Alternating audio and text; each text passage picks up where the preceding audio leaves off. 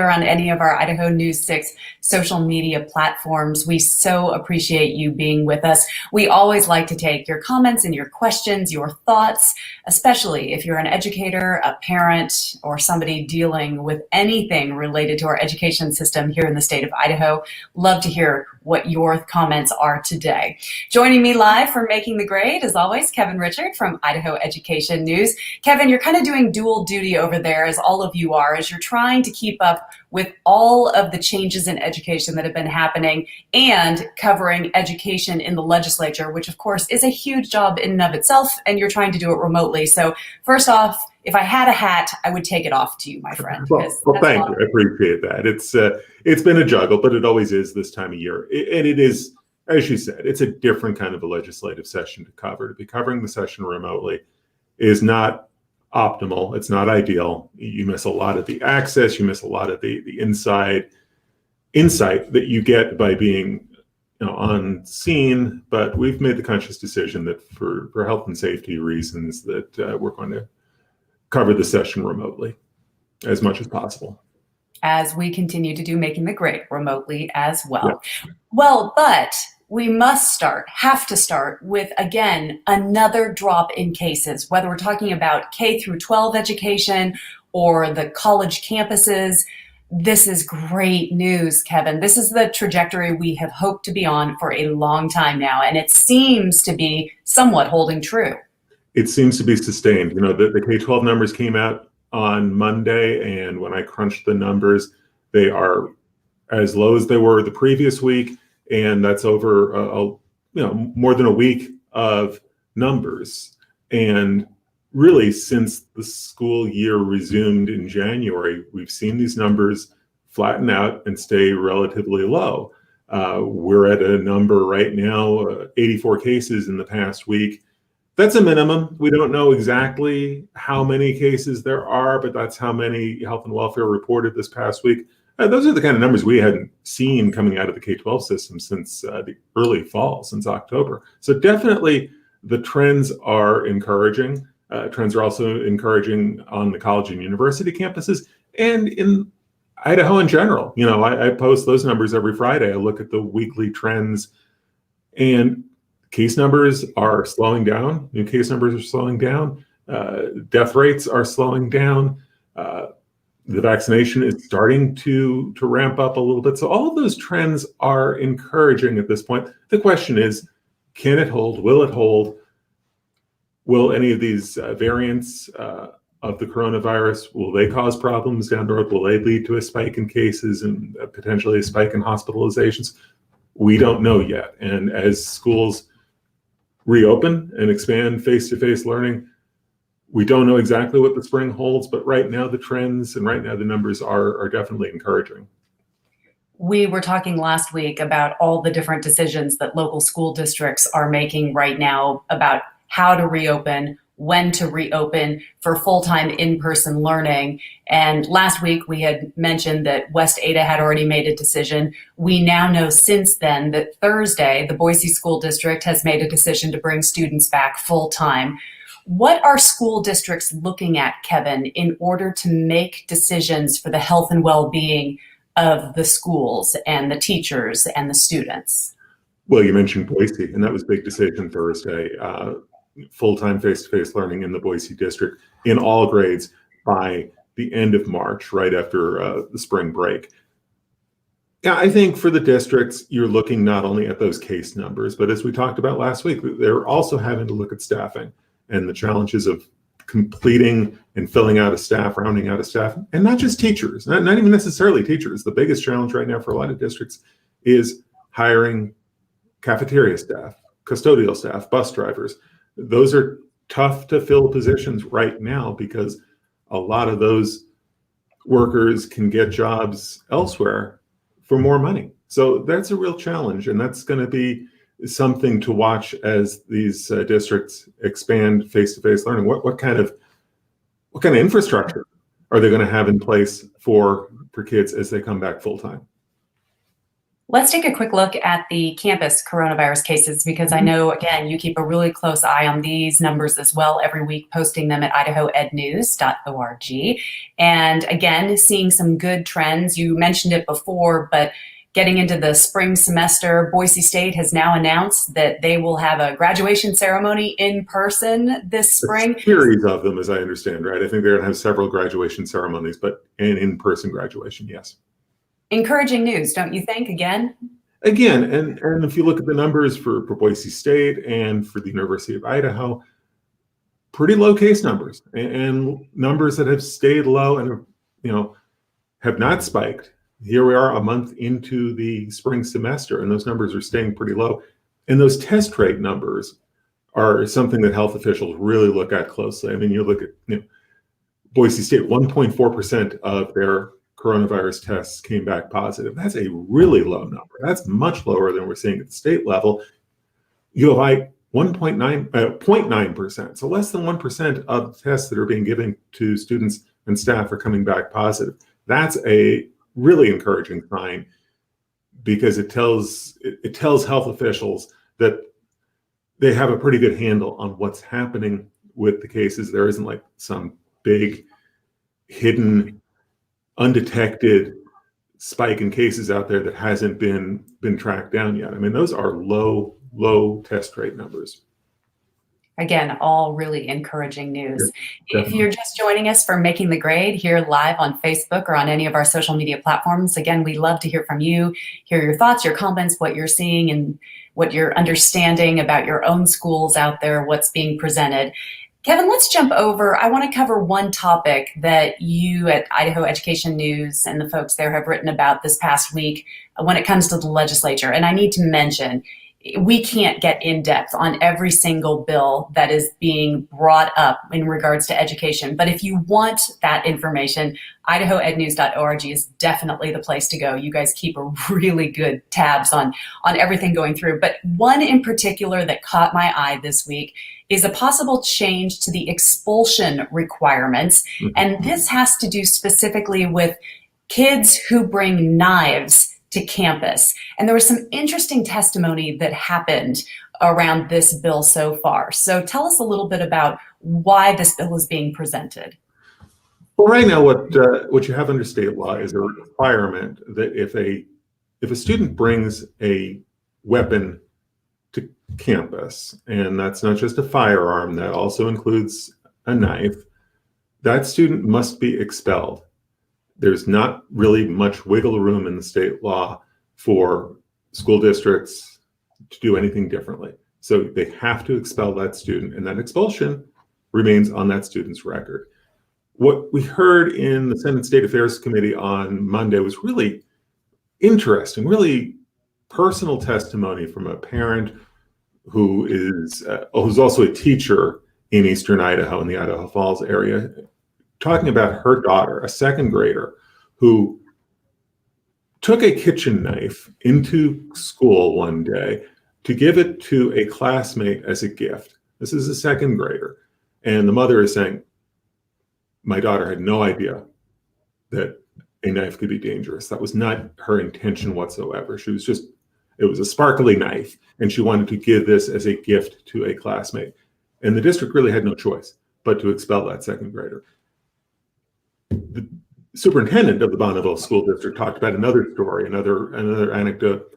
A student came to school in the fall, was wearing a coat that hadn't been worn since the summer. So last time this student wore this coat was in the middle of summer. It was on a camping trip, had a pocket knife. People bring pocket knives on camping trips routinely. The student finds out, my goodness, I've got a knife in my pocket. I didn't know that. So the student went to the school resource officer, turned in the knife and said, I had no idea, come clean here. That student was expelled as well. So basically what the proponents of the bill are saying is we need to have some sort of leeway, some sort of latitude so the school districts can look at the situation, look at the student's story, look at the circumstances surrounding a student bringing a knife to campus and be able to decide, is there some other approach other than an expulsion that shows up on that student's permanent record? Now, we're talking about students who bring knives to school. This change would have nothing to do with students who brought a firearm to school. That is still something that would result in an automatic expulsion. So that's the long and the short of the bill. It was sent to the Senate floor. They may do some rewording. They may tweak some of the language in the bill. We'll see what happens with it with the Senate. If it passes the Senate, it's got to go over to the House for consideration as well. I'm a little surprised, Kevin, and correct me if I'm wrong here, but I'm a little surprised that this issue has not come before the legislature sooner than this. Any reason why this is the year that they're looking at this? That's a really good question. I mean, obviously, you've had these incidents in eastern Idaho. This has been on the books for years. This is all language that's in accordance with federal law regarding guns in schools. And that law goes back, I want to say, to the early 90s. So this is not a new issue. So Idaho's language written to comply with the federal law is not new. But this issue has become an issue this legislative session. And I'm not exactly sure why, but you raise a really good question. Why now? And according to what they're going to try and rewrite and tweak, I assume that one of the questions on legislators' minds is to make sure that they still stay within the federal law boundaries of whether or not what can be brought to school, what's considered a weapon, where that law actually falls, because they have to stay within those boundaries as well. That's got to be a consideration. And one of the things that came up also in the hearing on Monday is, well, what happens if we relax this language at the state level? What sort of guidelines are in place? The answer is basically, if this were to occur, supporters of the bill believe that the school districts themselves will write their own policies for knives and other potential weapons. Again, it's just one of the many education bills that you're following as they come and go and die, whether it be in committee, on one of the floors. So, Kevin, we really appreciate all the work that you guys are doing. I say this every week, but we do an update every day of legislative activity, update that file throughout the day. So you want to check back at idahonews.org throughout the day to see what happens from the morning to the late afternoon. You can also get the app. Just a little tip, because that's the way I follow it throughout the day with updates. Yeah, and get the app. So you've got us on your smartphone. Okay, you posted a story that I want to get a little bit in depth into, because you know that I'm passionate about this, as are you, and we've covered this topic together so many times. In case you don't know, the state has a #1 education goal, and that is to get 60% of all 25 to 34-year-olds to have a post-secondary certificate or a degree. Basically, the state wants 60% of its young adult population to go on to school, to college, to post-secondary certificates. Right. And we're nowhere close. We've been nowhere close. The goal line keeps changing. And now there's a new wrinkle, right, Kev? Yes, this really kind of caught me a little bit off guard on Wednesday. I was covering the state board meeting. It was a Zoom meeting where you had state board members talking about their strategic plan. And it was actually a fascinating discussion of a strategic plan, because it really did get down to the future of this 60% goal. As I was listening to it, state board members came very close to striking the goal entirely after 11 years. And as we've chronicled, after tens of millions of dollars into programs designed to get more high school graduates to continue their education, whether we're talking about dual credit classes in the high schools that are paid for by taxpayers, or taxpayer-funded college scholarships, you name it. The state has put millions and millions of dollars into trying to get closer to the 60% goal. But as you say, we're not close to it. We're at 44%. That's actually an improvement over where we were in 2010. We were down at 37% back then, but 44% is still a long way from 60%. And you had state board members saying, we want to do something different. We want a different goal here, because some of the board members feel like they've just been beaten up over the state's failure to get close to the 60% threshold. At least one board member, Linda Clark, said, look, we have no control over this. This has all to do with how many young adults, 25 to 34-year-olds, live in Idaho who happen to have a degree or a certificate, who moves into Idaho, who stays in Idaho to work, who leaves Idaho to get a better job in a different state, that it really has nothing to do with education, is her take. Now, there are other board members who say, well, hold on, we oversee a university system and a college system. We have some control here. But the point of the matter is, I think the board only kept this 60% goal intact for the time being to give them some time to come up with a different goal to put into the strategic plan to replace the 60% goal. Yeah, the sentiments have really changed. I mean, Michelle, how many segments have we spent talking about the 60% goal? We've gone out talking to students and teachers about this. For years, this has been a mantra from education leaders, from political leaders, from business leaders, and now the State Board of Education really wants to move off of this. They want to do something different. They want to have a different, kind of North Star goal for education in the state, for post-secondary education in the state. We'll see what that looks like, but it was a startling hearing and really kind of a startling development, even though state board members have been kind of distancing themselves from this goal in the past. It was very clear and it was very overt and very nearly a dramatic change in state policy, with the promise, I guess, that change is going to come at some point. Well, and I know you don't have the answer to this. You alluded to it, Kevin. But if you take out the state's #1 education goal, what do you replace it with? And what metrics do you look at to see if you can meet that goal? Yeah, that's whatever it is. That's exactly the question that I think the state board is wrestling with. They want. There are other things you can measure, and the state board is trying to figure out how to measure and set goals for the number of degrees that the colleges and universities award to students. Well, that's something you can measure. You just need to figure out what's the goal, what's the target here, and what's the target that would support the needs of the labor market, the demands of the labor market. What target would best serve the needs of young adults in the state? So, it can be done, I suppose. I mean, you can come up with a number, you can come up with a goal. It's going to be it's going to be fascinating now to watch and see what shape that takes.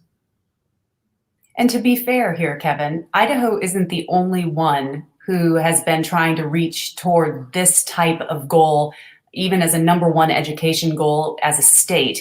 Other states have been trying to do it and not doing it very successfully either. Correct? Yeah, I'm glad you brought that up. I wanted to get there too, because national studies looking at the 60% goal, because there's a foundation out of Indianapolis, the Lumina Foundation, that has turned this into a national goal, and they track what's happening in the states. And you're absolutely right. The way the foundation tracks post-secondary completion, graduation rates, certificates, they look at all adults, the entire workforce, all the way up to age 64. But the point of the matter is, only one state in the District of Columbia are over that 60% mark. So it's DC and Massachusetts, and that's it nationally.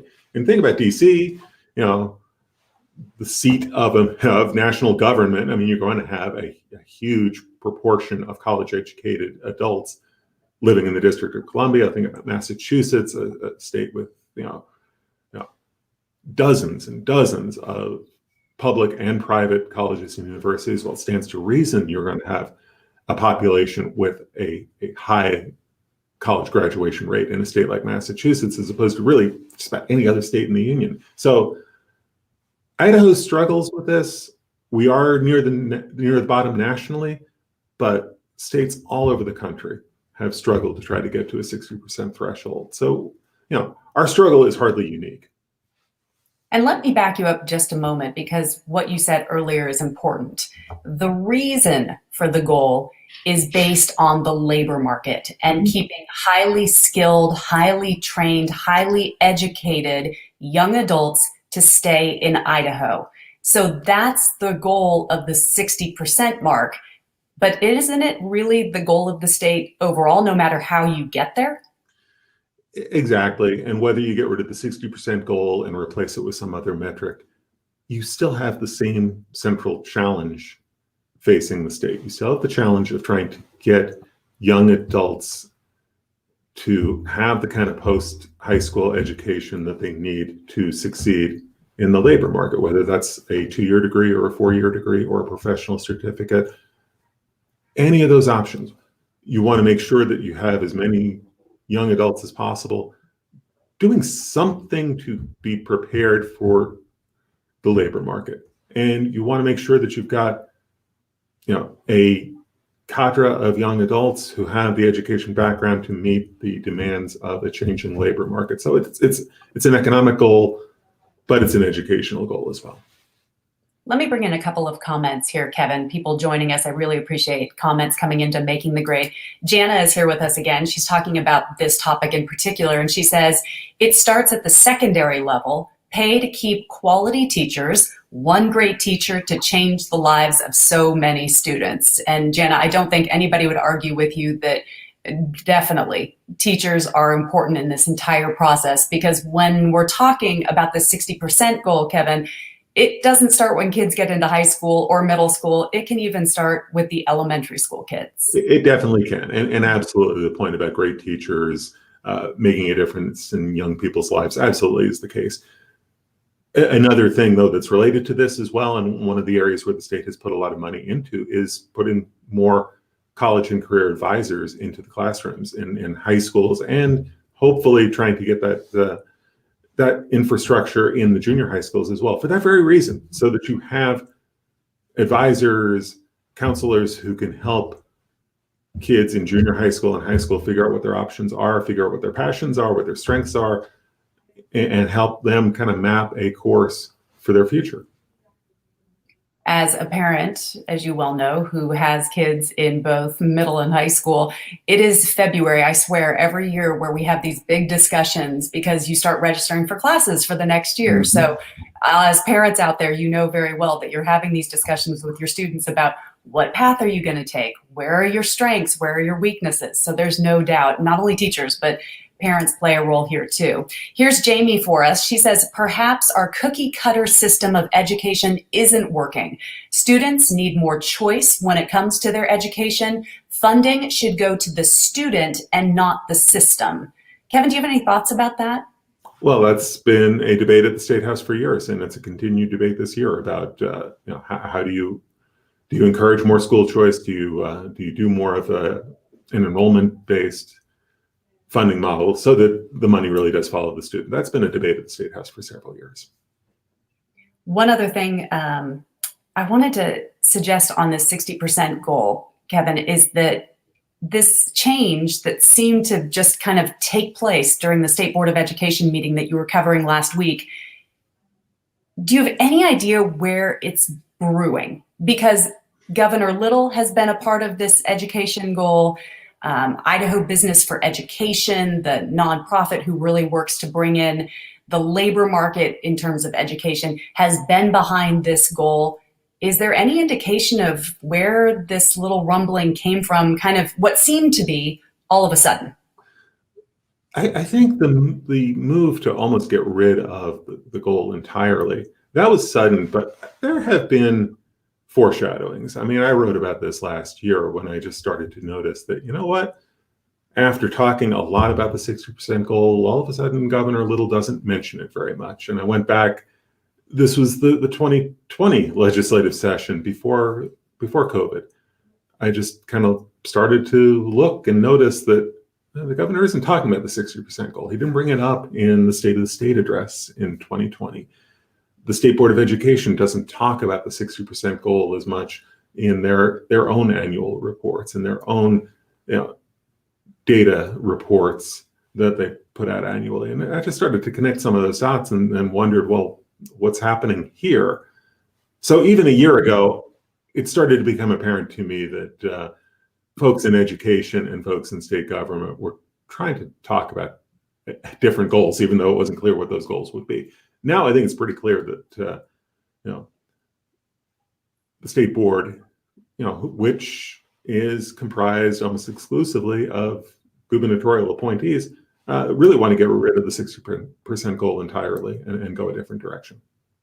I know you will be, as I am, curious to watch what takes the place of that 60% goal, and we'll continue to follow it right here on Making the Grade and at idahoednews.org. Before I let you go, one more topic I want to cover, Kevin, because this can be a hot button issue, and during a pandemic, I'm sure people have opinions about it, and we'd love to hear them from all sides. But standardized testing for students. The Joe Biden administration has come out with guidelines. In fact, they just came out this week asking that standardized testing still be done at schools, but that schools will not be held accountable for the testing results. So first and foremost, maybe you can take me at the federal level. I mean, there's not even an education secretary who's been appointed yet and gone through the commissioning process. But why does the Biden administration still want standardized testing done in the middle of a pandemic when so many schools are still not even open? Yes, this is the first really big decision that we've seen in education from the Biden administration. And you're right, what they're talking about is let's administer the tests, let's not grade schools based on the test results, and let's give the schools a lot of latitude in terms of how they deliver the test, how long the test runs, when do students have to take the test. I mean, there's even the option in some cases that schools might administer these spring tests next school year. I mean, you got to remember, you got a lot of school districts around the country that are still in online only. We're pretty far ahead of the curve in terms of face-to-face learning in Idaho. So what the administration is talking about here, I think, is basically they want to get these results. They want to see some numbers. They want to see some data that they can analyze to get a sense of how much loss we've seen in terms of learning over the past year. They want a baseline. They want a baseline of data, and they don't want to grade the schools on this data. They don't want the data to be used against educators or against schools. It's interesting that the timing of this, coincidentally, the House and Senate education committees will meet this afternoon at the State House for a joint meeting to talk about assessments and talk about federal requirements on assessments. And this meeting had been scheduled a couple of days earlier, so it really had nothing to do with the administration's announcement, which came on Monday. But it's going to be a chance to get a sense of where state leaders come down on this directive coming from the feds. How do legislators feel about this directive from the feds? So, we'll be covering that meeting on Tuesday, and we'll have a lot more to say about these testing requirements later in the week.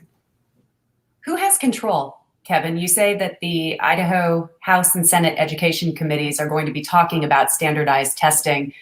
When it comes to requirements for school districts, who controls what tests are done? Well, for decades, the federal government has had considerable say over what kind of testing takes place in the K-12 system. This goes back half a century. So ultimately, for the federal government to say, as they did on Monday, that we expect these tests to take place, even if we're not going to grade schools based on the results, that's got considerable sway. I want to bring in Christina here. She has an interesting comment. She says, no matter what's going on, standardized testing should be done because it shows the progression, if nothing else. And I think that is exactly the point of the Biden. What White House is saying. Exactly.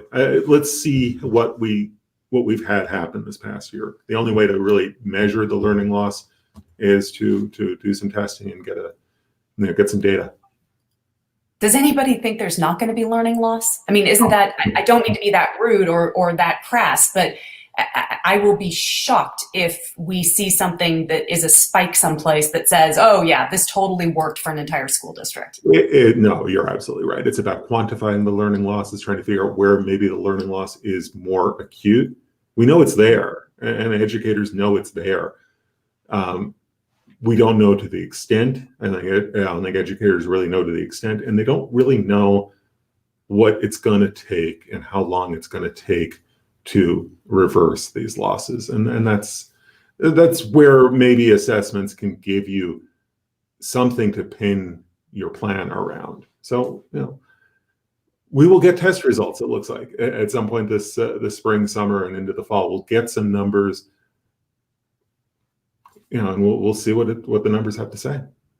I'll be curious to see if the House and Senate Education Committees this afternoon bring up early literacy, since that's such a huge push of Governor Brad Little's, specifically to make sure that all children are reading at grade level by third grade. We know that's the critical point where children need to be learning and reading appropriately. That has got to be a place where they're going to need to do some testing to figure out how much we need to do with the younger set of kids during this pandemic. And the big difference there is that that's a state screener. That's not a federal requirement, the IRI. That's something the state has done now for more than 20 years. Kevin, one more thing I wanted to bring up when it came to standardized grading, testing that we've been talking about here. Really fast, the other interesting thing I found from the State Board of Education meeting was the discussion about the graduation requirement for the SAT. We know that right now in Idaho, in order for a high schooler to graduate, one of the requirements is that they take a college entrance exam, the SAT, the ACT. There was some talk of scrapping that as well. Right, and there's a lot going on there, Michelle, because first of all, this isn't cheap for the state to do. So if you're a high school student, or if you're the parent of a high school student, you've had the ability to get the SAT for free. You go in during a school day in April, you take the SAT, you don't even have to come in on a Saturday, you can do it during a regular school day, and the state pays the cost. And that's been about $1 million a year that the state has spent covering the cost of the SAT for tens of thousands of high school students over the course of the last several years. The idea was that by getting kids to take the SAT, that maybe more students would decide to go on to college. So they'd take the SAT, they'd find out they did better maybe than they expected, and then all of a sudden they're thinking, well, maybe college is an option for me. I don't know if the SAT changes opinions that way. I think that there are a lot of factors that go into whether a high school student decides to apply to college and enroll in college. I'm not sure the SAT is a make or break.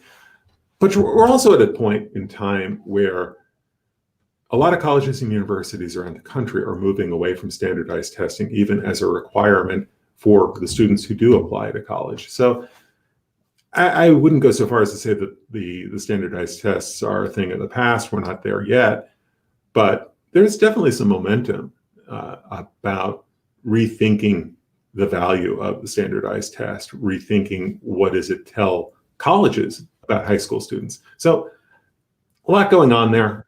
I think that the state board's discussion of the SAT or the college placement exam as a high school graduation requirement, I think there's a lot going on around that discussion. And as you said, not just for the state of Idaho and whether or not our high schoolers take that exam, but as you well know and have seen nationally, colleges and universities in some cases are not necessarily requiring the SAT as part of the admission process anymore. They're getting away from a standardized test. Yeah, and so I think that's probably a factor in the state board's discussion of, well, what are we getting for the $1 million that we're investing in SAT day, and what are we expecting of students? We're expecting students to take a college placement exam in order to graduate from high school. That's the requirement that's been in place for years. The SAT has been one option, and it's been a free option because students can take it at state expense. But one way or the other, we've been requiring students to take a college placement exam in order to graduate high school. We've been doing that now for several years. Whether or not that's actually what should be happening is going to be on the plate of the state board. And whether it's really inducing students to continue their education and go to college. Kevin, I said I was going to let you go, but I wanted to bring in one more comment. Sorry, we're going to circle back around. So if you're just joining us here on Making the Grade, one of the issues we talked about was a possible change to the requirements of expulsion from schools, and specifically about whether or not children bring knives to campus and whether or not school districts should be able to rewrite their own policies. Because right now, if a child brings a knife to a campus, whatever kind of knife it is, a knife to cut the brownies or whatever you might think, they have to be expelled. So Claudia's statement, as we were talking about this, says, wow, just throw away the second grader. This was talking about a second grader from Eastern Idaho who brought a kitchen knife to a friend in the second grade to give as a gift, having no idea they were doing something obviously wrong. So just, wow, throw away the second grader, make them feel like they're not good anymore because of an innocent mistake. Education. A chance to educate the child or children on the issue. That's just my opinion. We all have our own opinions and thoughts. But just circling back around to maybe the legislature looking at trying to make this requirement a more palatable situation.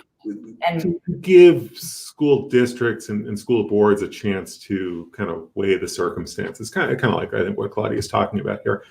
When Scott Wolstenhume, the superintendent from the Bonneville district, testified about this bill on Monday, the story that he told about the student who had the pocket knife in a coat, wore the coat to school for the first time in the fall. The pocket knife had been there from a summer camping trip. What Wolstenhume said about that student is the student did the right thing. The student did exactly what you want done in that case. Didn't try to hide the knife, didn't try to pretend it didn't happen, probably could have gotten away with it. I mean, nobody's searching every kid's coat for a pocket knife. But instead that student, went straight to the SRO and said, look, here, I didn't know I had it. Here, I'm reporting it, I'm turning it in. And the school felt like, well, under the law, we have no choice here but to expel that kid. And what Wolstenhume is saying is, those are really difficult conversations to have with parents and kids, because a child who does the right thing, has that work against them. And again, being expelled from school stays on your permanent record. Yeah, we joke about a permanent record, but this is on a student's permanent record. I mean, that's serious. Yeah, I feel for that family and that child, as anybody probably would. That'll be interesting to watch. And I'll be curious to see what the wording comes out as you follow that. Kevin, again, you're going to be on the House and Education committees today as they look at standardized testing and what's going to be done for our students. Ooh, my friend, there is a lot going on. There's a lot this week, isn't there? As there always seems to be, yes. So thank you again for joining us for Making the Grade. We appreciate everybody's comments and thoughts, and you can keep sharing here. This will be up on our social media pages all across Idaho News 6. Kevin, take care of yourself, stay safe, and thank you for being here for Making the Grade. Thanks, Michelle. Stay safe. Have a good week.